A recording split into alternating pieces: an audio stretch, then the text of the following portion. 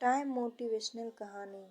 हमारी ज़िंदगी छोटे छोटे समय के भागों में बटी हुई है। हमारी ज़िंदगी में कई दिन, कई घंटे, कई मिनट और कई सेकंड होते हैं, परंतु कुछ लोग इसी समय में उस मुकाम को हासिल कर जाते हैं जिसकी उन्हें चाह होती है। वे समय का सदुपयोग करते हैं और अपने जीवन में सफल हो जाते हैं। एक गांव में एक गरीब आदमी रहता था। उसके घर में उसकी पत्नी और उसकी एक बेटी और एक छोटा बेटा था। उसकी पत्नी दूसरों के घर में काम करके अपने परिवार का खर्च चलाती थी। उसका पति, जिसका नाम रामू था, रामू दिन भर नशे में डूबा रहता था और दूसरों के साथ अपना समय बर्बाद किया करता था। कहीं इधर ताश के पत्ते खेलता दिखता तो कहीं इधर लोगों के दरवाजे बैठकर गपशप मारा करता था। अपने परिवार का ख्याल उसे बिल्कुल नहीं था। उसके माता पिता ने उसकी शादी कराकर गलती कर दी थी। बेचारे उसकी पत्नी दिन रात काम करके अपने बच्चों का पेट पालती थी। यदि उसकी पत्नी एक भी दिन काम करना चाहे तो उसके बच्चे भूखे रह जाते थे। इसीलिए उसकी पत्नी प्रत्येक दिन दूसरों के वहाँ काम करती थी। लेकिन रामू को इन सब बातों से कोई फर्क नहीं पड़ता था। उसे बस अपने समय बर्बाद करके हंसी मजाक और पत्ते खेलने में बहुत मजा आता था। शाम को शराब पीकर घर आकर जोर जोर से अपनी पत्नी को चिल्लाता था। कई बार उसने अपनी पत्नी को मारा भी, लेकिन जब उसकी पत्नी करे भी तो क्या करे, वह तो अपने बच्चों को छोड़कर नहीं जा सकती थी। रामू को जो कोई भी समझाता था कि रामू कुछ कार्य करा करो, पैसे कमाया करो, अपने परिवार का खर्च तो उठाओ, तुम्हारा 2 बच्चे हैं, तुम्हारी पत्नी है, उनकी देखभाल करो, ऐसे अपने समय बर्बाद करती है। रामू उसके ऊपर बिगड़ जाता था और कहता कि इससे लेना देना क्या है, मैं कुछ भी करूँ, यह मेरा जीवन है, मैं तुम्हारे घर में खाता हूँ या इसके कारण कोई भी गांव का सदस्य इससे इस विषय में बात ही नहीं करता था। वह सुबह खाकर निकल जाता था और रात में शराब पीकर आता और अपनी बीवी के ऊपर गुस्सा करता था। ऐसा ही कुछ दिनों तक चलता रहा।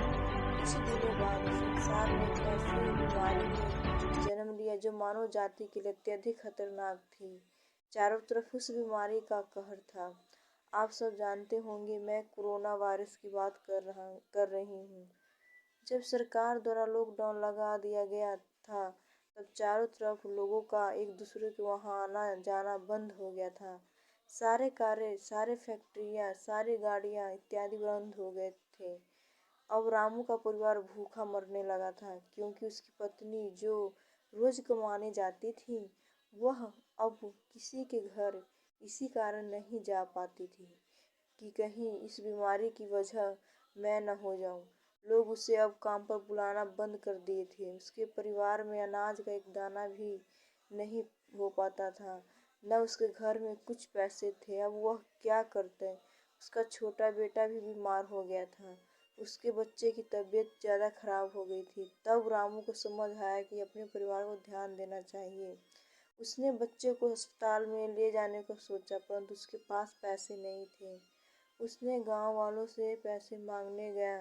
गांव वालों ने कहा, पहले कहने पर तो हम लोगों को ही जली कट्टी सुना देते थे, अब इस लॉकडाउन में हमारे पास कहाँ से पैसा आए। यही कहकर वह लौटा देते थे।